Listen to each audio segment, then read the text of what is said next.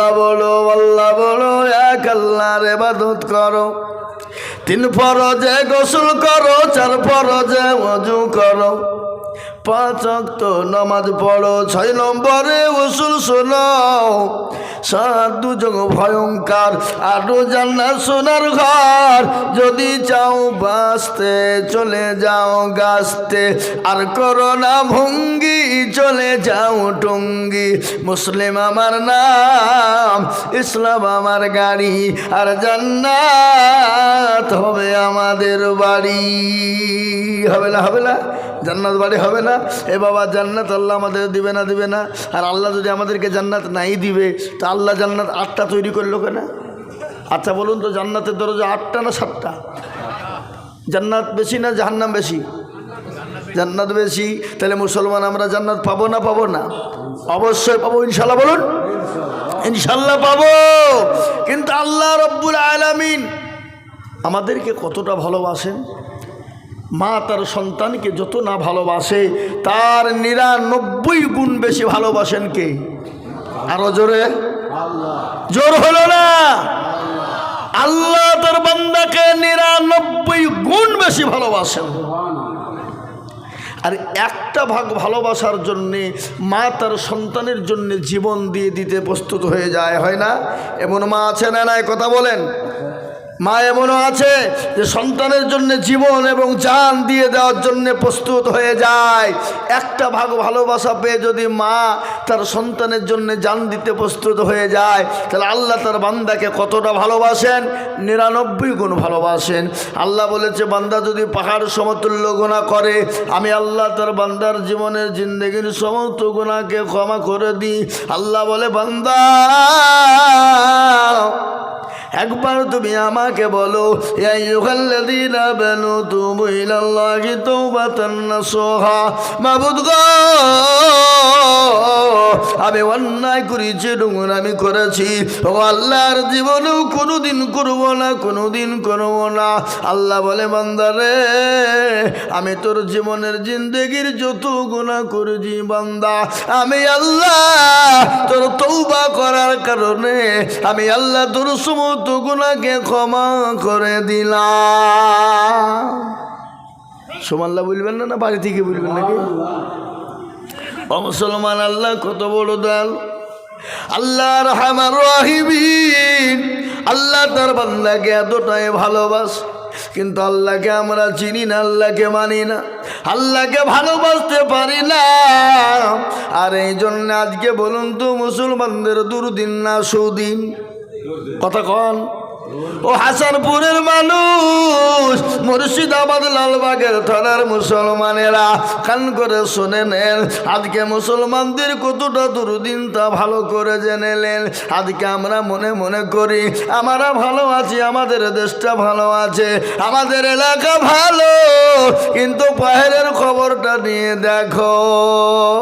মসজিদে নামাজ হচ্ছে না, মসজিদে আজান দিচ্ছে না, মাদ্রাসা ভেঙে দাও, কোরআনকে পড়িয়ে দাও। ও মুসলমান, আমরা আল্লাহকে চিনি না, আল্লাহর দিনকে মানি না।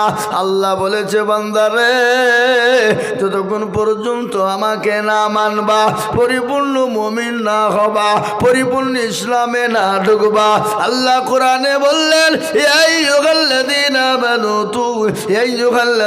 আমানু দুখুলু ফিস-সিলমি কাফা ওয়া লা তাত্তাবিউ খুতুওয়াতিস শাইতান ইন্নাহু লাকুম আদুব্বুম মুবিন।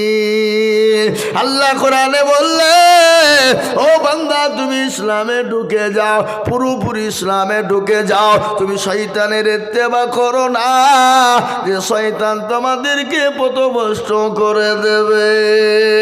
আমাদের সব থেকে বড় দুশমন কে? আরো জোরে বলুন কে? সব থেকে বড় দুশমন শয়তান। একদিন আল্লাহকে এসে বলে, আল্লাহ আমাকে তুমি পাওয়ার দাও। বলে, কি পাওয়ার নিবি? বলে, মাবুদ গো, আমাকে তো তুমি শয়তান বানিয়ে দিলে, আমাকে কয়েকটা পাওয়ার তুমি দিবা। বলে, কি পাওয়ার নিবি? বলে, আল্লাহ এমন পাওয়ার দাও, তোমার প্রতিটি বান্দা বান্দিকে জাহান্নামে নিয়ে যেতে চায়। আল্লাহ বলে ও শয়তান রে তোকে পর আমি দিয়ে দিলাম, যা তোকে পথ দিয়ে দিলাম। শয়তান তখন দায়িত্ব পেয়ে বলছে আর কোনো দরকার নাই, এ দায়িত্ব পেয়ে গেছে মানে আর আমাকে কেউ ঠকানোর ক্ষমতা নাই। আল্লাহ এই সাথে জামা হলো, এই বসো বসো বসো বসো বসো বসো, পরে যাবা, উঠবা না, একদম উঠবা না, বুঝো। কি তোমাদেরকে কেউ ফোন করে ডাকছে নাকি বাদাম খেতে?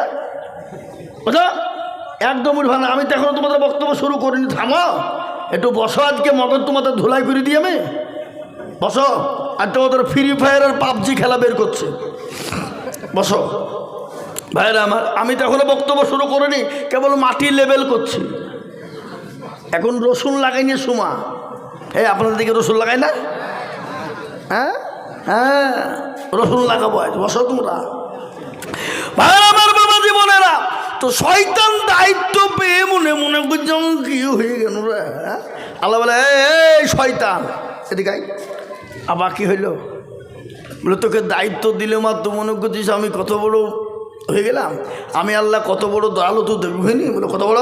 তোর আমার বান্দা 100 বছর বাঁচলো, 99 বছর গুনাহ করলো, থাকলো ক বছর? 1 বছরে 11 মাস গুনাহ করলো, থাকলো ক মাস? 1 মাসে 29 দিন গুনাহ করলো, থাকলো কদিন?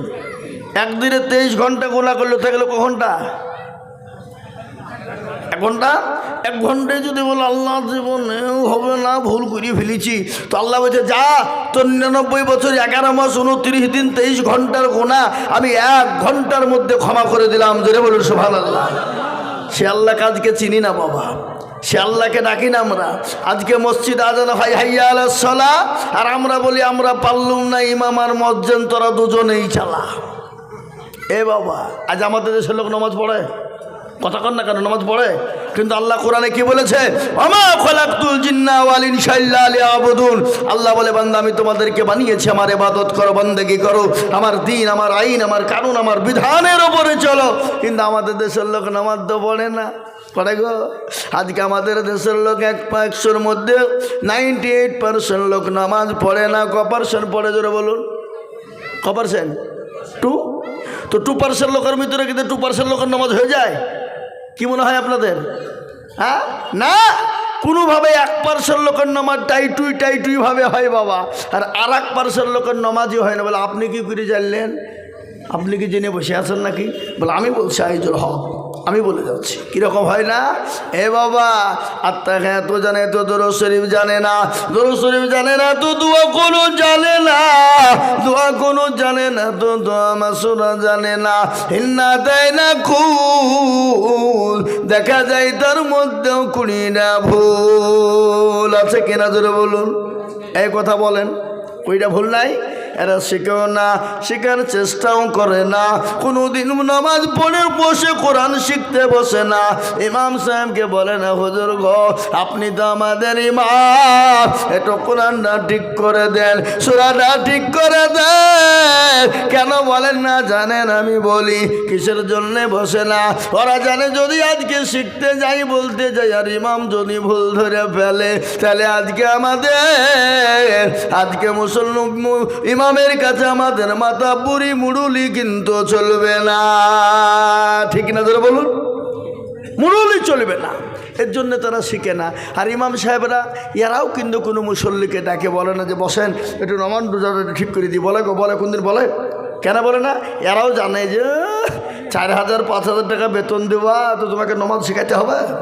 তোমাদের ভাগ্য ভালো অজু করিয়ে নামাজ পড়ায়, বেশি কায়দা করলে বিনা অজুতে নামাজ চালিয়ে দিব, সালাতুন নামাজ হইলি বাকি না হইলি বাকি।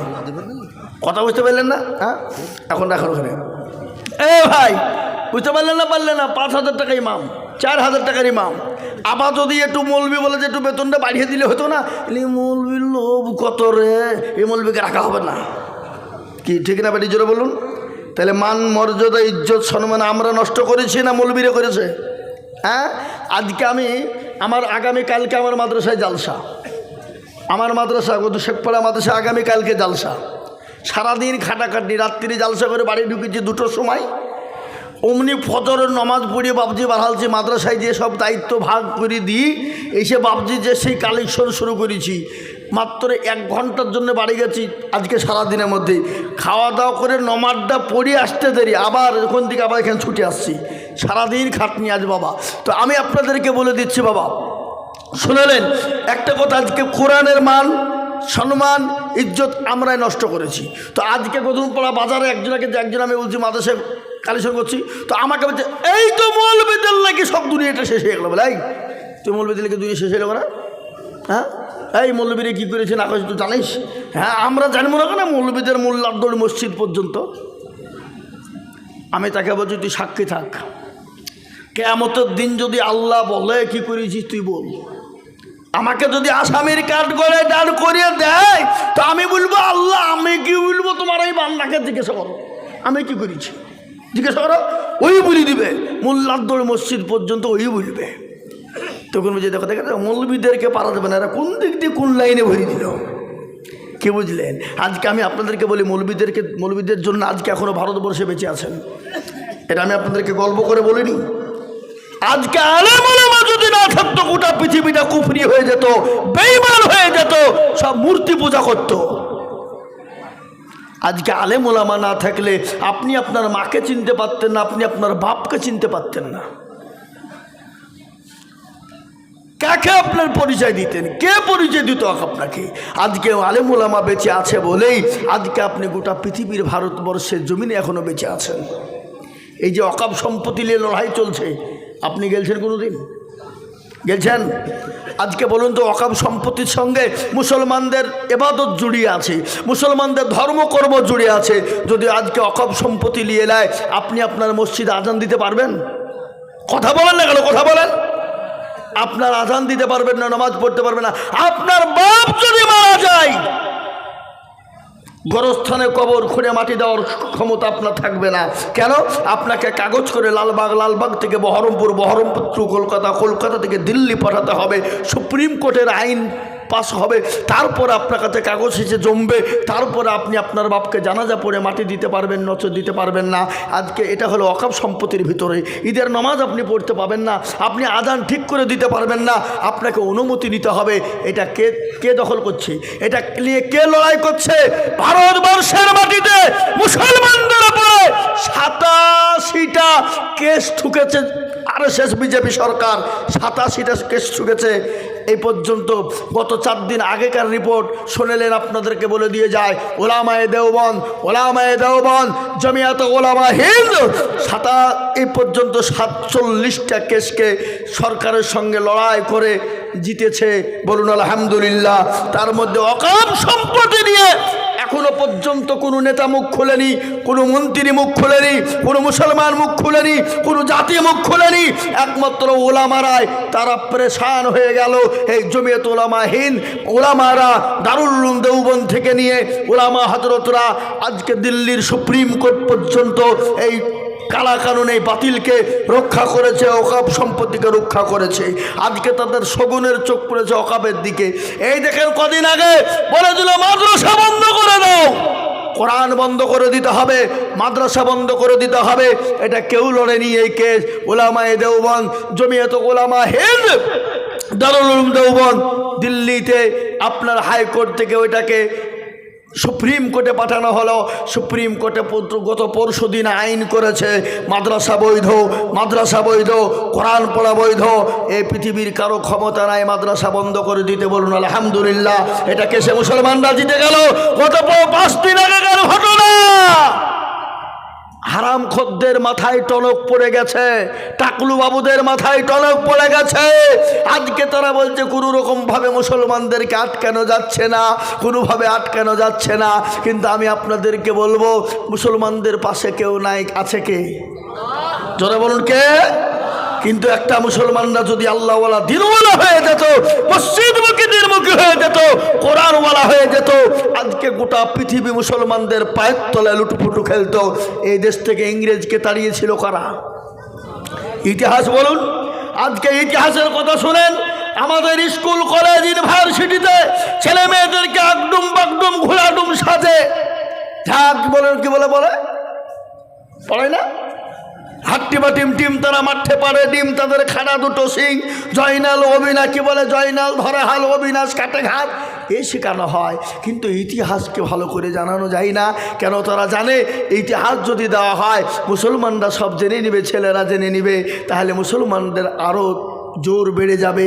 কিন্তু ভারতবর্ষের ইতিহাস আপনারা জানেন, শুনেছেন আপনারা, ভারতবর্ষ কোথা থেকে তৈরি হলো? ইংরেজদের কাছ থেকে ভারতকে কারা ছিনিয়ে আনলো? 1 নয় 2 নয়, কেজি নয়, কুইন্টাল নয়, টন টন টন রক্ত মুসলমানরা দিয়ে ইংরেজকে দেশ থেকে তাড়িয়ে দেশকে স্বাধীন করেছিল। আজকে আপনারা বলছেন মৌলবীরা কি করেছে জানেন? 1 নয় 2 নয়, একদিনে 57,000 আলেমকে গাছের সঙ্গে ঝুলিয়ে কতুল করা হয়েছিল, মাথাকে ছিদ্র করে দেওয়া হয়েছিল। দিল্লি থেকে নিয়ে লাহোর পর্যন্ত ওই উলামায়ে দেওবন্দেরকে আপনার গাছে ঝোলানো হয়েছিল। 57,000, 5700 নয়, 57,000। দিল্লি থেকে লাহোর পর্যন্ত এমন কোনো গাছ ছিল না যে আলেমদের গর্দান ঝোলানো ছিল না। ইংরেজদেরকে দেশ থেকে তাড়ানোর জন্য হযরত মাওলানা হুসাইন আহমেদ তিনি বলেছিলেন, ইংরেজের বিরুদ্ধে লড়াই করতে গিয়ে মাল্টার জেলে তিনাকে জেলখানায় ভর্তি হতে হয়েছিল। মৌলানা আবুল কালাম আজাদ, মৌলানা হিফজুর রহমান, মৌলানা শওকত আলী, আপনি কি এদেরকে জীবন দিতে হয়েছিল ভারতবর্ষের জন্যে। হযরত মাওলানা হুসাইন আহমেদ মাদানী তিনাকে আপনার শাইখুল হিন্দ, তাকে আল্লাহু আকবার আল্লাহু আকবার জেলখানার মাটিতে ইংরেজরা ভরে রেখেছিল, সেলুলার জেল। সেই জেলের ভিতরে হযরতকে এমন করে ঘাত করা হয়েছিল, তার সমস্ত শরীর থেকে মাংসগুলাকে খুলে নেওয়া হয়েছিল। হযরত মুরিদানরা যখন গোসল দিতে গেলেন, তাদের চোখের পানি ঝরঝর করে ঝরে গেল। তারা বলছে কি ব্যাপার, কান্না করো কেন? বলে আমরা সহ্য করতে পারি নাই, হযরতের এই শরীরের একটাও মাংস ছিল না। বেঈমানরা আগুন দিয়ে ঝলসে ঝলসে জীবিত অবস্থায় হযরতের মাংসগুলাকে ঝরিয়ে দিয়েছিল। উলামায়ে দেওবন্দ, উলামায়ে জমিয়ত উলামা হিন্দ কেউ আগিয়ে যায়নি বন্ধু। আজ ইংরেজকে দেশ থেকে তাড়িয়েছিলাম আমরা, আজকে আমরা কাউকে কিছু বলি নাই, বলবো না। তারা আজকে নদী দেখেছে, সমুদ্র দেখেছে, কিন্তু সমুদ্রর গভীরতা তারা মাপেনি। তারা ঘুঘু দেখেছে, কিন্তু ঘুঘুর ফান তারা দেখেনি। আজকে মুসলমানদেরকে তারা মনে করছে এরা হলো চুহার জাত, এরা হলো মুরগির জাত। আমি আপনাদেরকে বলবো, মুসলমান চুহা নয়, মুসলমান মুরগির জাত নয়, মুসলমানরা হলো সিংহের জাত। এই মুসলমানরা কাউকে কিছু বলে না। যেমন জঙ্গলের সব থেকে রয়্যাল বেঙ্গল টাইগারের থেকে আর একটা আছে যার নাম হলো সিংহ। ও চুপ করে ঘুমিয়ে থাকে, ও কুচি বলে না, যখন খেপে যায় গোটা জঙ্গলকে তছনছ করে দেয়। দেয় না? ধরে বলুন, দেয় কি দেয় না? মুসলমানরা আজকে ঘুমিয়ে রয়েছে। মুসলমানদেরকে জাগিও না, মুসলমানদের কোরআনের ওপর আঘাত করো না, মুসলমানদের মাদ্রাসার ওপর আঘাত করো না, মসজিদের ওপর আঘাত করো না। মুসলমান জীবন দিয়ে দেবে, কিন্তু মুসলমান কোরআন এবং হাদিস এবং মাদ্রাসার ক্ষতি হতে দেবে না। কদিন আগে গোস্তাখে রসুল বোম্বাই মহারাষ্ট্রের মাটিতে এক পুরোহিত রামজি আমার নবীকে নিয়ে কুটিক্তি করেছিল, আমার নবীকে গালি দিয়েছিল, আমার নবীকে নিয়ে কুরুচিকার মন্তব্য করেছিল। গজওয়ায়ে হিন্দ আপনার দেখিয়ে দিল মহারাষ্ট্রের মাটিতে, এমনভাবে দেখিয়ে দেওয়া হলো তারা জোড়হাত করে আমাদের কাছে ক্ষমা চাইতে বাধ্য হয়েছে। যে মুসলমান গুলির ভয় করে না, যে মুসলমান বুক পেতে দিতে পারে, সে মুসলমানকে ভয় দেখিয়ে তার মসজিদ মাদ্রাসাকে ভেঙে দিও না। কিন্তু ইসলাম বলেছে তোমরা লড়াই করো না, ঝামেলা করো না, ঝঞ্ঝট করো না, কিন্তু তোমরা আমাদের ধর্মে আঘাত দিবা, আমরা সহ্য করে নিতে পারবো না। আজকে আমি বলবো গো বন্ধু, ওগো মুসলমানেরা, আজকে এই ভারতবর্ষের জন্য এখনো পর্যন্ত সচক্ষে পাবেন যারা দিল্লি গিয়েছেন, দিল্লির যে ইন্ডিয়া গেট রয়েছে, ওই ইন্ডিয়া গেটে কলিমুদ্দিন, সলিমুদ্দিন, আব্দুর রহিমান, আব্দুল জব্বার, আব্দুল গফ্ফার, আব্দুল ছাত্তার, আব্দুল সুবহান, আব্দুল মুবারক, তাদের নাম এখনো পর্যন্ত লেখা আছে। 395 জনের নাম সোনার অক্ষরে লেখা আছে। গৌতম কি বলে, অমক কার্তিক, অমক দাস, এই কথা কিন্তু তাদের ভিতরে একটা ওই ইন্ডিয়া গেটে লেখা নাই। আজকে ভারতবর্ষ তোমরা কায়ে পেয়েছো, আজকে আমাদেরকে তোমরা তাড়িয়ে দিতে চাইছো, আমাদের ওপর আক্রমণ, কিন্তু আমাদের কেউ পাশে নাই। আমাদের পাশে একজন আছেন, তিনি হলেন আমার আল্লাহ। আল্লাহ বলেছে বান্দারে তোমরা আমার দিকে লক্ষ্য করো, আমি আল্লাহ পৃথিবীর জমিনে তাদেরকে ধ্বংস করে দিব। ফেরাউন এসেছিল, পারে না। আবু জেহেল পারে না, আবু লাহাব পারে না, উতবা সাইবা মুগিরা তারা পারে না। এই যুগের বেঈমানেরা ইসলামকে মিটিয়ে দিতে পারবে না, কোরআনকে মিটিয়ে দিতে পারবে না। একবার চিল্লিয়ে বলুন না ইনশাআল্লাহ। ও মুসলমানেরা, আমার নবীকে সেই দিন গালি দিয়েছিল। আজ আমি আপনাদেরকে বলবো, আজ পৃথিবীর জমিনে ও মুসলমান গো, আমাদেরকে কেউ যদি গালি দেয় সহ্য করে নিব, মা বাপকে কেউ যদি গালি দেয় সহ্য করে নিব, কিন্তু আমার নবীকে কেউ যদি গালি দেয় আমরা এক বিন্দু রক্ত থাকতে শুনবো না। শুনবো? তোরা বলো শুনবো? ও মুসলমান দরদি, যারা নবীকে গালি দেয়, নবীর সঙ্গে খারাপ মন্তব্য করে, তারা মুসলমান হতে পারে না। তারা হলো নবীর দুশমন, তারা হলো বাপের জারজ সন্তান, তারা হলো বাপের কুলাঙ্গার সন্তান।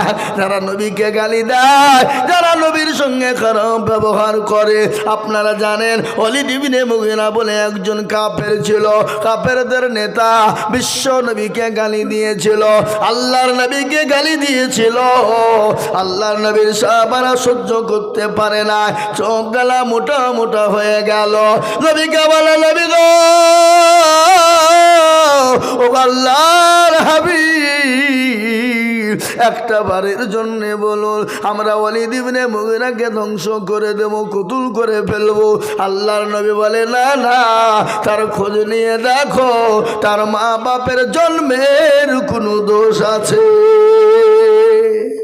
খোঁজলাম, তার মা বাপের জন্মের দোষ আছে, সে বাপের কুলাঙ্গার সন্তান। আল্লাহর নবী বলেছে, আচ্ছা বলুন তো নবীর কথা সত্য না মিথ্যা? কথা কন, কতটা সত্য? 100% সত্য। কেউ যদি কিঞ্চিত পরিমাণ সন্দেহ করে, সে মুসলমান হতে পারে না। খোঁজ নিয়ে দেখবেন তার ইমানের বড় দুর্বল। বুঝতে পারলেন না? কথা বলেন না, বলেন না কেন? বিশ্ব নবীর কথা সত্য।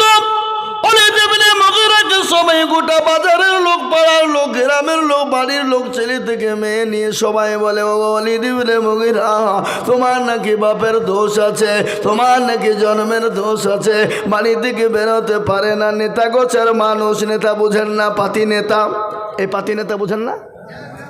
আজকে যদি কোনো নেতার পিছনে যদি কেউ দুদিন ঘুরতে পারে, এমএলএ এমপির পিছনে, তো বাবা ওর দাপটে গ্রামে থাকাই মুশকিল।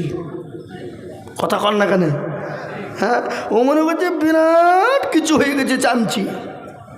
কি চামচা বোঝেন না? চামচা কাকে বলে?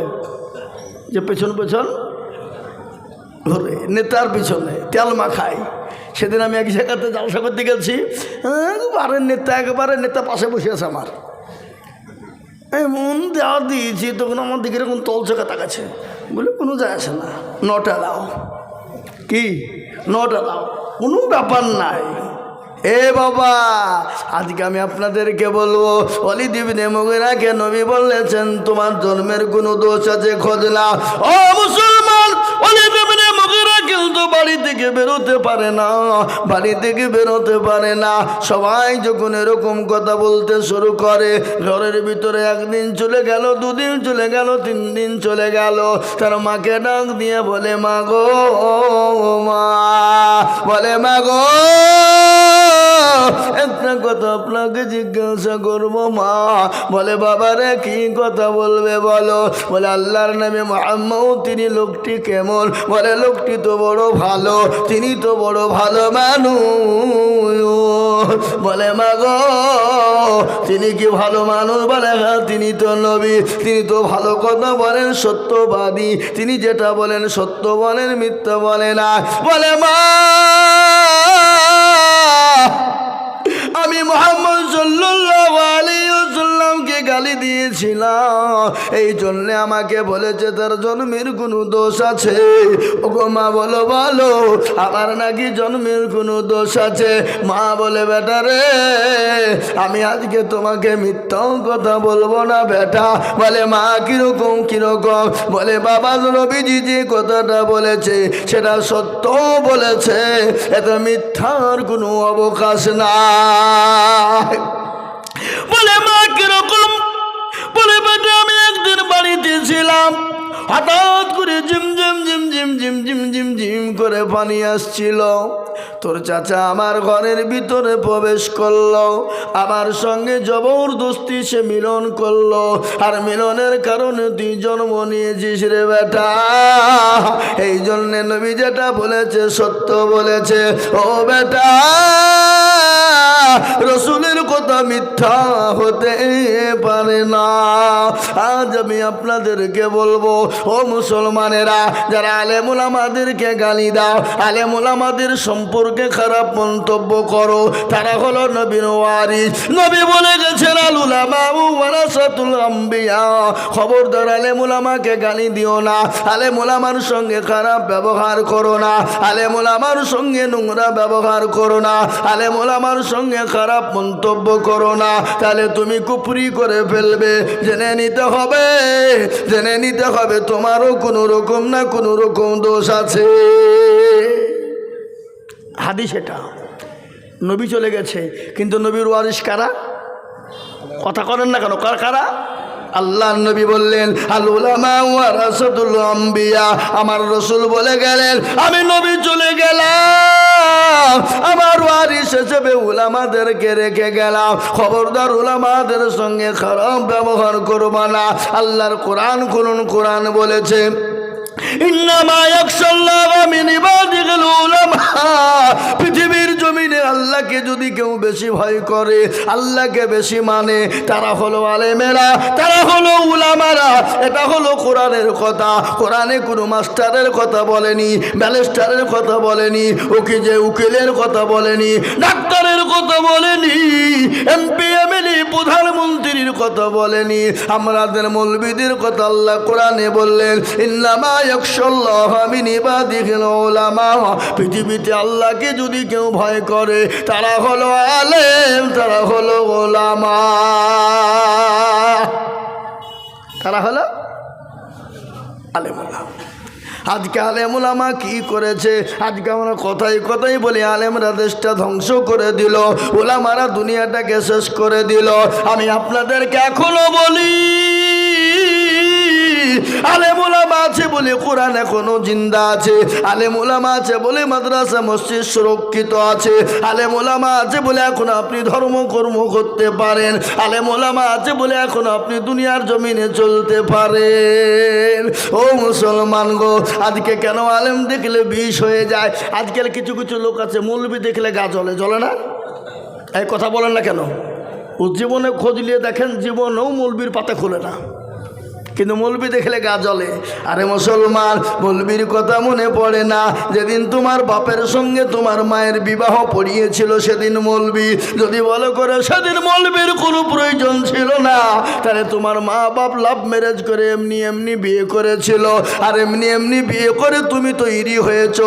আর তুমি যদি তৈরি হও তাহলে তুমি নিজে চারও সন্তান তৈরি হয়েছো, আর ওই সন্তানের মুখ দিয়ে তো নবী আলেম উলামাকে গালি দিবে নাকি? বুঝছেন আপনারা?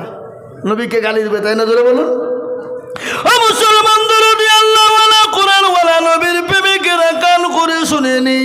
ও আল্লাহ ওয়ালারা শুনেন, আল্লাহর নবী সাল্লাল্লাহু আলাইহি ওয়াসাল্লামকে যারা গালি দেয় তারা মুসলমান হতে পারে না, নবীকে যারা গালি দেয় তারা মুসলমান হতে পারে না। আল্লাহর নবীর কথা আমাদের মনে পড়ে না। আজ শুনেন বিশ্ব নবী আমাদের জন্য কি না করেছে। আল্লাহর নবী একদিন মা আয়েশা রাদিয়াল্লাহু তাআলা আনহার ঘরের ভিতরে শোয়া, হঠাৎ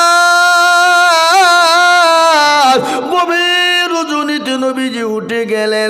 উঠে যাওয়ার পর আপনার জান্নাতুল বাকিতে গেলেন। জান্নাতুল বাকিতে যে আল্লাহর দরবারে দোকানে হাত উঁচু করে দোয়া করে বলে, মাওলা ওগো আল্লাহ, আমার উম্মতির জীবনের গুনাহগুলোকে তুমি মাফ করে দাও। কে দোয়া করছেন এটা?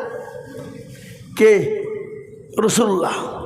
আল্লাহর নবী দোয়া করছেন, আল্লাহ আমার উম্মতির জীবনের গুনাহকে মাফ করো। বিশ্ব নবী হাতটা তুলে দোয়া করলেন। আল্লাহ ডাক দিয়ে বলেন, নবী গো আপনি কোনো চিন্তা করবেন না গো রাসূল, ও হাবিবুল্লাহ, আমি আপনার উম্মতির একটা গুনাহকে আমি মাফ করে দিলাম।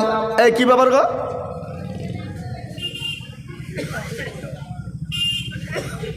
একটু বসেন, উঠবেন না ভাইরা আমার, বাবা জীবনেরা। আল্লাহ নবী আল্লাহকে জানে, আল্লাহ জানিয়ে দিয়ে বলেন, নবী গো আমি আপনার উম্মতির একটা গুনাহকে মাফ করে দিলাম। কিন্তু বিশ্ব নবী দোয়া বন্ধ করলেন না, আবার হাতটা তুলে দোয়া করে বলে, আল্লাহ আমার উম্মতির জীবনের গুনাহকে মাফ করে দাও। ও আল্লাহ, আমার উম্মতি জাহান্নাম থেকে বাঁচতে পারবে না। জাহান্নাম বড় কঠিন, কবর বড় কঠিন গো আল্লাহ। আল্লাহ বলে, নবী গো আমি আপনার উম্মতির 2 ভাগ গুনাহকে মাফ করে দিলাম। জোরে বলুন সুবহানাল্লাহ। কিন্তু বিশ্ব নবী দয়ার নবী তিনি দোয়া কিন্তু বন্ধ করলেন না, আবার হাতটা তুলে দিয়ে বলছে, আল্লাহ আমার উম্মতির জীবনের গুনাহগুলোকে তুমি মাফ করো। আল্লাহ বলেন, নবী গো আমি আপনার উম্মত